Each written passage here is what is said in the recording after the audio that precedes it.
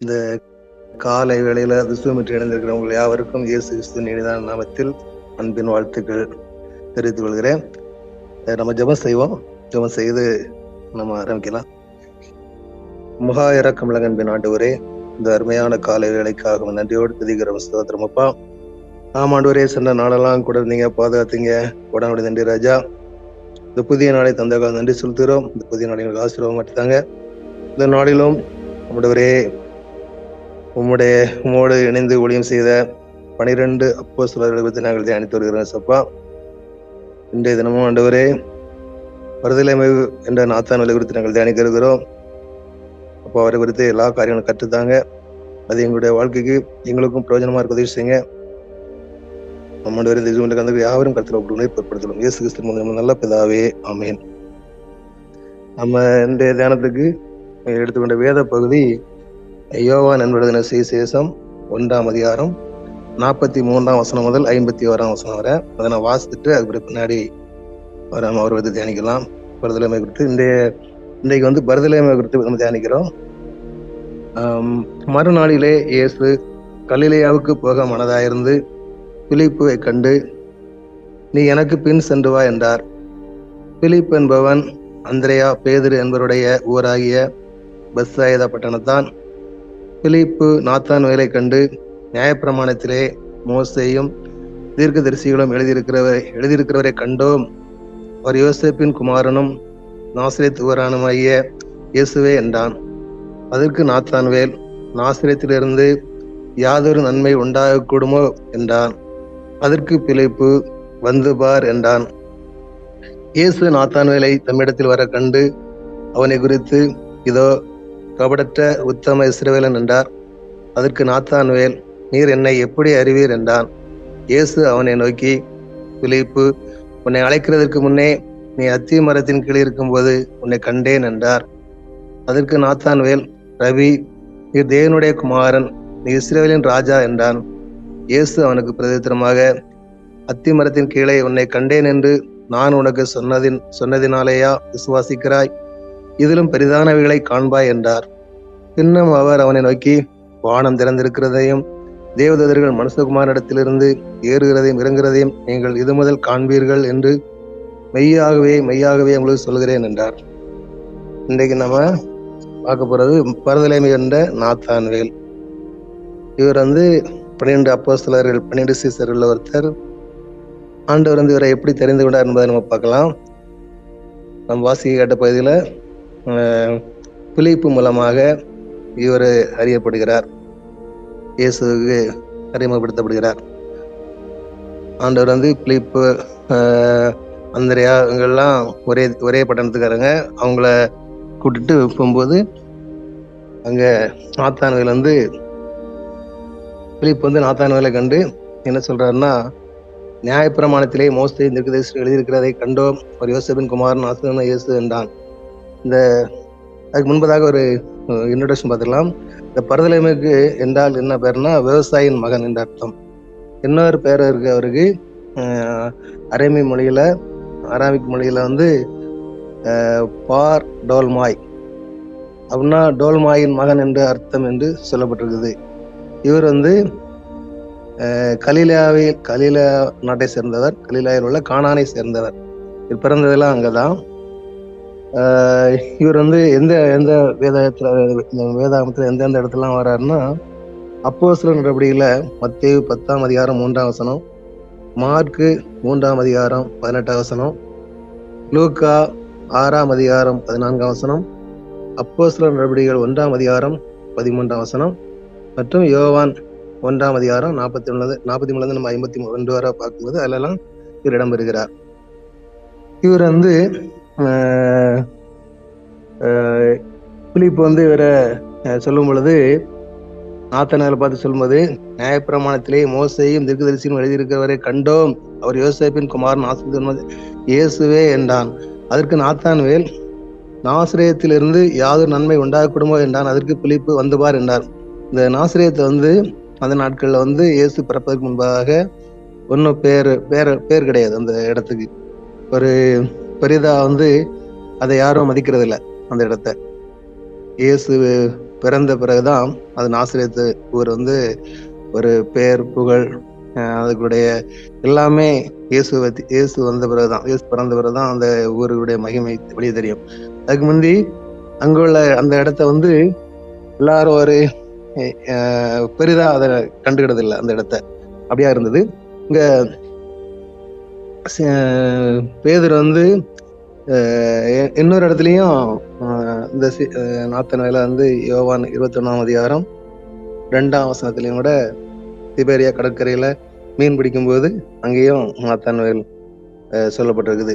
இன்னும் இந்த நாத்தான்வேல் வந்து அவர்கிட்ட சொன்ன உடனே அவர் வந்து ஒரு அத்தி மரத்துக்கு கீழே ஜெபம் பண்ணிட்டு இருக்கிறார். யாரு? நாத்தான்வேல் வந்து ஜெபம் பண்ணிட்டு இருக்கிறாரு. அப்போ இவர் கூப்பிட்ட உடனே இவர் வந்து இயேசும் வராரு, பார்க்க சந்திக்கிறதுக்கு வராங்க. பிலிப் இந்த நாத்தான்வேலும் வராரு.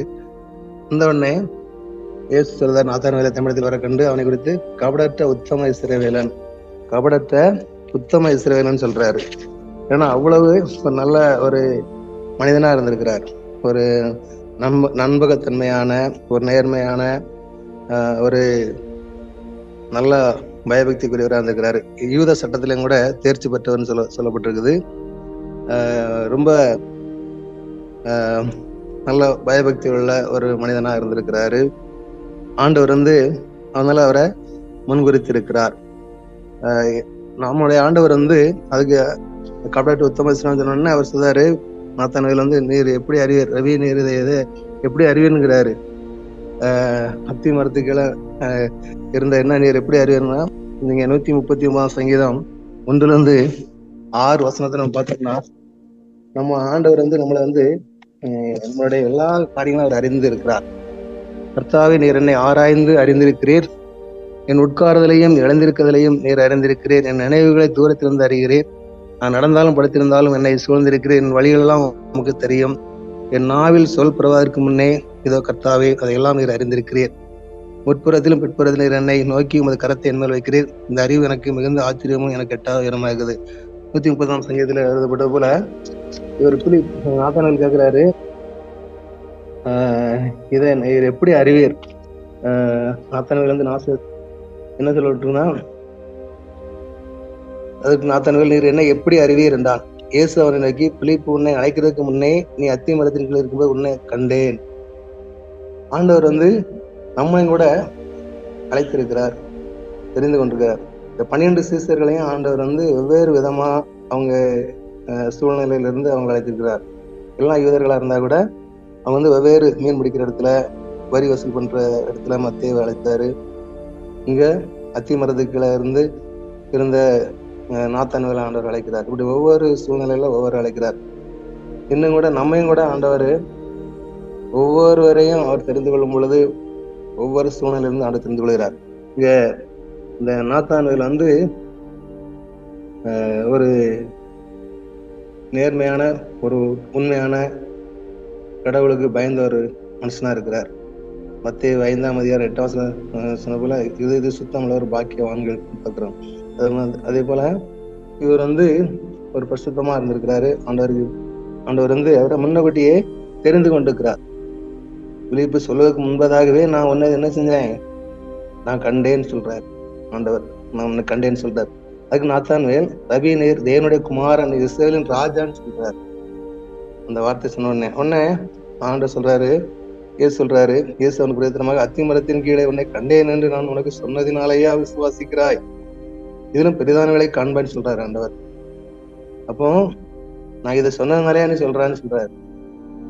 இல்ல, நம்ம ஒவ்வொருவரையும் நம்முடைய எல்லா உள்ளத்துல நம்முடைய எண்ணங்கள், சிந்தனைகள் எல்லாம் ஆண்டவர் அறிந்திருக்கிறார்.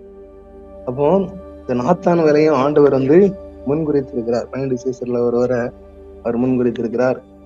அதனாலதான் அவரை ஆண்டவர் தெரிந்து கொண்டார். இன்னும் இந்த நாத்தான்வேல் வந்து அவருக்கு இன்னொரு பேரு, நாத்தான்வேல்னா இன்னொரு பேர் என்ன பேருன்னா கர்த்தரின் நன்கொடை அல்லது கர்த்தரின் ஈவுன்னு பேரான் அவருக்கு. அவருக்கு இன்னொரு பேரு. இன்னும் இந்த நாத்தான்வேல் வந்து பிலிப்புக்கு ரொம்ப நண்பர். பிலிப்புடைய ரொம்ப நண்பர். மற்றும் வந்து இயேசு கிறிஸ்துவின் நற்சாட்சி பெற்றவராக இருந்தார். இயேசு அழைத்த பிறகு இயேசு 3.5 ஆண்டு காலம் இயேசுவோடு கூட ஊழியத்துல பயணித்தார். 3.5 ஆண்டு காலம் இயேசுவோடு கூட ஊழியம் செய்தார். அதுல கிறிஸ்துவின் நற்சாட்சி பெற்றவராக காணப்பட்டார். இன்னும் அவர் வந்து இயேசுனுடைய போதனைகளை ஏற்றுக்கொண்டவராகவும் இயேசு கிறிஸ்துவின் வல்லமை அதிகாரத்தை பெற்று மற்றும் நோயாளிகளை பராமரிக்கிறவராகவும் உதவி செய்கிறவராகவும் காணப்பட்டார். இயேசுனுடைய போதனை, அவர் இயேசுனுடைய காட்டிய வழியில அவர் வந்து பின்னால அவருடைய வாழ்க்கையில வந்து நிறைய பேருக்கு உதவி செய்கிறவராகவும் நோயாளிகளை பராமரிக்கிறவராகவும் காணப்பட்டார்.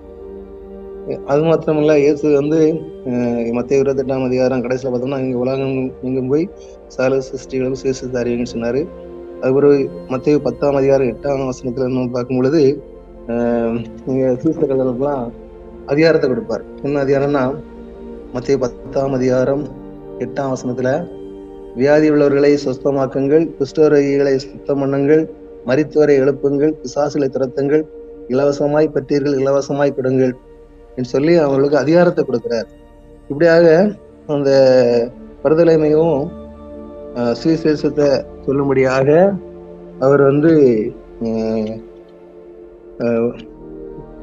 எங்கெல்லாம் போறாருன்னா, பரிசுத்த ஆவியை, இயேசுனுடைய பரிசுத்த ஆவியை பெற்றுக்கொண்டு பலத்த சாட்சியாக எழுந்து எகிப்து, பெர்சியா, மெசபத்தோமியா, எத்தியோப்பியா போன்ற நாடுகளில் போய் சுவிசேஷத்தை அறிவிக்கிறார். அதுவும் இல்லாம என்ன செய்யறாருன்னா, பரதலைமை வந்து இந்தியாவுக்கும் வந்ததாக நம்பப்படுகிறது. இந்தியாவுக்கு வந்து அங்குள்ள காட்டு மராடித்தனமான மக்கள் மத்தியில, ரொம்ப பின்தங்கிய மக்கள் மத்தியில வந்து அவங்களுக்கு ஊழியம் செய்ததாக நம்பப்படுகிறது. இன்னும் 3ஆம் நூற்றாண்டுல வந்து பேண்டனியஸ் என்பவரால் மத்தேயு சுவிசேஷம் எழுதப்பட்டதாம். அந்த சுவிசேஷ வேதாகமம் வந்து அந்த மத்தேயு இந்தியாவில் கிடைத்ததா நம்பப்படுகிறது. இது வந்து பரதேலைமை கொண்டு வந்திருக்கலாம், கிபி 3ஆம் நூற்றாண்டிலே கொண்டு வந்திருக்கான்னு சொல்லி நம்பப்படுகிறது. இன்னும் வந்து இவர் வந்து பரதேலைமை வந்து விக்கிரக ஆராதனையின் அடிமைத்தனத்துல இருந்து இருந்த அர்மேனியா மக்களுக்கு சுவிசேஷத்தை அறிவித்தார். விக்கிரக ஆராதனை வழிபாட்டில் இருந்த மக்களுக்கு இயேசுவின் அன்பையும் அவருடைய போதனைகளையும் தியாகத்தையும் எடுத்து கூறினார். அங்குள்ள மக்களுக்கு பிசாசின் கட்டுல வியாதியில இருந்தவங்களுக்கு இவர் வந்து ஜெபம் பண்ணி அவங்கள குணமாக்கினார். அவங்களுக்கு இவருடைய ஊழியத்துல நிறைய பேர் வந்து சுகம் பெற்றதா சொல்லப்படுகிறது. நிறைய பேர் வந்து பிசாசின் கட்டுகள் இருந்து அவங்களுக்கு விடுதலை கிடைச்சிருக்குது. அது மாத்திரமல்ல, அந்த அர்மேனியா மக்கள் வந்து விக்கிரக ஆராதனை நம்புகிறவர்கள், அவங்க அதை வழிபடுகிறவர்கள். அங்குள்ள இந்த அர்மேனியாவில் உள்ள அரசர் கூட, அவர் பேர் வந்து என்னன்னா பாலிமியஸ், அந்த அரசர், அவர் கூட இவருடைய போதனைகளை ஏற்றுக்கொண்டு, இயேசுவினுடைய போதனைகளை இவர் போதிக்கிறத ஏற்றுக்கொண்டு அவரு மனம் திரும்பி இருக்கிறார். அங்குள்ள மக்கள் மனம் திரும்பி இருக்கிறாங்க. இதனால அந்த அர்மேனியா அரசன் பாலிமியஸுடைய சகோதரன் அர்சியாரகஸ் என்ன செய்யறாருன்னா, இவரை கொலை செய்வதற்கு கட்டளை இடுகிறார். அவருடைய சகோதரன், அந்த ராஜாவுடைய அரசன், அவன் மனம் திரும்பிட்டான்ட்டு. இப்படியாக இவருடைய உழைத்த நாட்கள்ல நம்ம பார்த்தோம்னா, அவர் வந்து அநேக மக்களுக்கு, பின்தங்கிய மக்களுக்கு, இயேசுவை அறியாத ஜனங்கள் மத்தியில போய் ஆண்டோட சுவிசேஷத்தை சொல்லியிருக்கிறார். இந்த அர்மேனியாவில் வந்து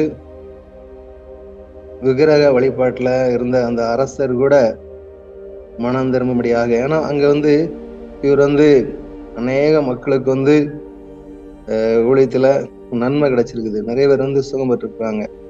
நிறைய பேருக்கு வந்து பிசாசின் கட்டுகள் வந்து விடுதலை கிடைச்சிருக்குது. அதனால அந்த அரசன் கூட மனம் திரும்பினதாக சொல்லப்படுகிறது. அதனாலதான் அவனுடைய சொந்த சகோதரன் வந்து என்ன அவனுடைய பேர் வந்து அர்சியாரகஸ். அவன் வந்து இந்த பருதலைமையை கொலை செய்ய கட்டளை எடுக்கிறான். அதனால அவர் வந்து அவர் வந்து ரத்த சாட்சியா மறித்தார்னு பாக்குறோம். நீங்க பார்க்கலாம், அவருடைய கையில ஒரு கத்தி இருக்குது. யார் கையில? பருதலைமை கையில. அந்த கத்தி எதை குறித்து சொல்லப்பட்டிருக்குன்னா, அவர் சாகும்போது 3 விதமா சொல்றாங்க. ஒண்ணு வந்து அவர் கடத்தப்பட்டு சுய நினைவு இழக்கும் வர அவரை அடித்து கடலில் வீசப்பட்டிருக்கான்னு சொல்ல நம்பப்படுகிறது. இன்னொன்னு என்ன சொல்றாங்கன்னா, 2வது அவர் தலைகளாக சிலுவையில அறையப்பட்டார் என்றும் சொல்லப்படுகிறது. அறையப்பட்டார் என்றும். 3வது அல்பனா போலீஸ் அந்த இடத்துல, ஆர்மேனியாவில் ஒரு இடம் அது. அல்பனா போலீஸ்ல உயிரோடு அவரை தோல் உரிக்கப்பட்டு தலை வெட்டப்பட்டு மரித்தார் என்றும் வேத வல்லுநர்கள் வந்து சொல்றாங்க. ஆனா அதனாலதான் இந்த கத்தி அவர் கையில இருந்ததா அந்த வச்சிருக்கிறாங்க. அவர் கையில கத்தி எதுக்கு வச்சிருக்காங்கன்னா, அவர் இப்பவும் கத்தியை வச்சு அலையில, அவர் வந்து உயிரோட தோல் உரிக்கப்பட்டதுனால அந்த கத்திய சிம்பிள் வச்சிருக்கிறாங்க. அப்படியாக அவர் இரத்த சாட்சியாக மரித்தார்.